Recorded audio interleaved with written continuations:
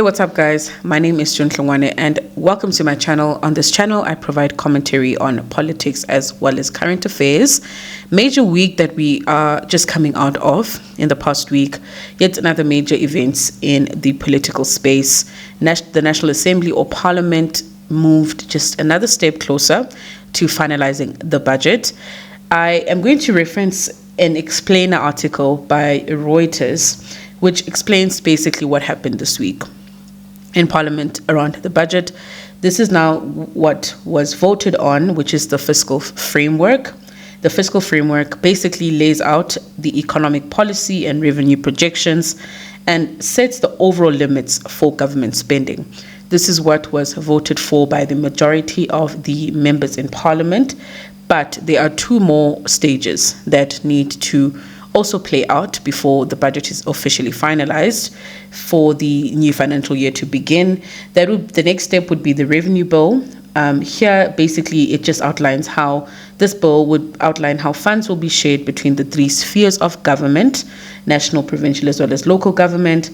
Last stage would be the appropriation bill, which allocates money to the specific departments and programs. And with each of these stages, it's the same process. You need members of Parliament to vote, majority vote, then we move on to the next step, and then we proceed like that. So with all the drama around stage one, which was now Parliament passing the fiscal framework, a lot of drama, I'm sure you guys have all been following what has been happening. It kind of made me think about the importance of South Africa, or the need for South Africa to have a strong center-right sort of posture. A strong center-right front is important, it's integral. And by center-right, this would essentially be political parties that are pro-market, pro-free market, pro-business, the kind of parties that would not pass radical laws like land expropriation without compensation. And I'm also quite careful to know that in terms of how parties identify themselves, some of them might not necessarily regard themselves as center-right, but if you either one, pro-business, and two, would not pass radical laws like expropriation, I am speaking to parties like that. I'm speaking about those kind of parties. So the first reason why I believe that a strong center-right is important is that I believe center-right is just a far better proposition, not the perfect one, but a better proposition than what we're getting on the left. But you also just kind of look at the play of the two, right? Because now the left is often positioned, and this is just if you like on the ordinary sort of view without going in depth, the left is positioned as the pro-black, the pro-poor, the pro-working class, the party the side that cares about people and about the actual human and not benefit or gain or profit, right? And then on the other hand, if you look at leaders that would be more on the right side, they are often called racist. You are a sellout, you are bought, you are funded. But this just basically proves to me a lot of times that propaganda is real, because the perception of the two is not necessarily true. It's not a true reflection. Like, for example, saying the left are heroes and they're pro-poor, contrary to what we see today, right? Because they seem to be very much about themselves and it's all about themselves. And then if you look at the guys on the right, speaking pro-business, pro-market, is pro-jobs, and we need jobs. So the propaganda between the two is very, very rife, and it leans directly in favor of the left, because like I said, right, it's almost seen as you are a sellout, you are whatever, get out of our face. There's a very strong mistrust on sort of the public front towards people that come from the right, which again presents another problem, because it just shows that there is quite a disconnect, right? The lives that people live, the lives that they wish for themselves, what they wish for their children, there's quite a big disconnect in terms of that and the politics that you disconnect, that you support. For example, take your ambitions, what you want for your children. A lot of people are paying a lot of money to take their kids through school so the kids can become the best one day, like best way in a socialist system. So again, there's quite a clear disconnect between the politics that a lot of people support and what they actually are like sort of searching or fighting for. I'm going to also just state, while I'm at this sort of point, is that poverty can only be eradicated through prosperity.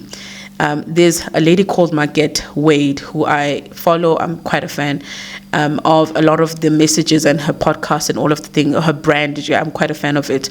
And she makes this reference, which I think is so true, that to deal with poverty, that can be done by achieving prosperity. Many of us are an example of this. Think of life before you got that job, life before you got that promotion, life before you got that position, life before you started a business. I'm one of those people that at home at some point we could barely afford a meal.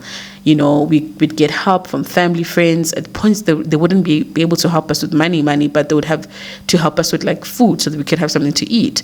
And it all changed when my sister and I got into the job space and so forth. So a lot of us are an example of how poverty can be dealt with through prosperity. There is no other shortcut. Reason 2 for a strong center right is that governments can be problematic. Governments can be problematic. The last 30 years has been a very clear play of this particular point. Therefore, we need more protection as citizens.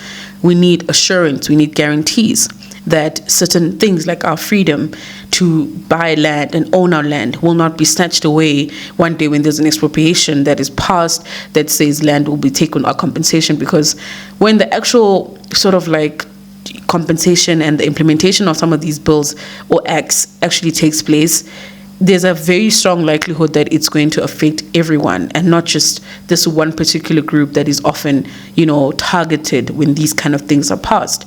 So governments are flawed, and we know that right or center right do not believe in things like centralization. They believe in less government control. They believe in small governments. They don't believe in bloated governments where government is in charge of everything. Center right believes in public-private partnerships where private sector plays a role. They believe in meritocracy. All of these things that are important because meritocracy equals efficiency. Efficiency equals less wastage, meaning we are not going to be taxed more and not getting less. And those are just some of the things that a government would be able to sort of get away with if we do not have the right checks and balances. Therefore, center-right provides that because that is their ideology. Their ideology says less government, less centralization, and that alone provides just so much protection to you and I because, a government can pass a law tomorrow. Anything, think of anything that comes to mind, and they can pass it tomorrow if they have the votes and the seats in parliament, and that tends to just affect us, but we had no say in the decisions. Sometimes we have nothing to do but just to accept and just to deal. And for many of us, I speak for myself as well, the goal is not to leave South Africa and go immigrate elsewhere. I want to be in South Africa. I want to raise my family in South Africa. I want to proceed and have a career, grow in South Africa. And it just becomes a clear for me where do we need to sort of strengthen, and it's not the left, it would be the center right. Like I said, the protection that we need is included in the policies and the ideologies that the center right parties support. And the last reason is just the pro-business thing. I have to emphasize why I believe this is so important. So many of our problems in South Africa can be solved if we just opened up our markets and allowed for economic growth, right? There's just so much conflict, there's so much violence, crime. A lot of it is tied to economic gains and economic challenges. If you listen to people like Abu General Nkatlamkwanas, whenever he speaks about what is happening in KZN in terms of the violence there, he always says these are young people who are committing these crimes, who have basically surrendered their lives to becoming hitmen, not because it's a choice to them, but because they need to survive. So a pro-business strategy or pro-business front is it's most important, because I'll say this, socialism and all of this left rhetoric that we hear, very much supported by our media, because our media is to the left, that's my perspective, is all sweet and beautiful and so sweet and so nice until there's money issues, until we're out of money. And that's also precisely why things like exploitation can also happen in a system that is left, because the left often say, no, business is all about exploitation, exploiting workers so that they can just make money and make their profits.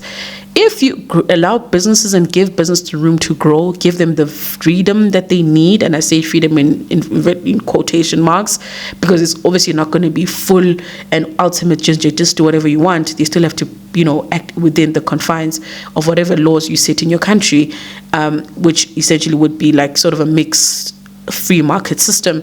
I support that fully because that is important. We still need the checks and balances, and we still need those restrictions. But at the same time, we need businesses to flourish.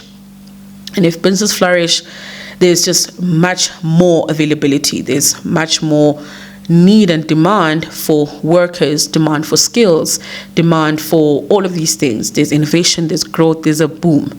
And like I said, a lot of our problems can be solved just with a click of a finger if we allow for that boom. And center-right is pro-business. Look at their policies. Parties like the IFP, like the Patriotic Alliance, the Democratic Alliance, Action SA, ACDP, is it UDI or UUI? Yeah, the party that is led by Neil de Beers. These are the organizations that are sort of on the right. They are pro-business because they understand that without business, there's only so much you can do. Socialism, like I said, is a sweet, sweet, beautiful story. It sounds amazing. It reads like a poem, music to my ears, until there's money problems.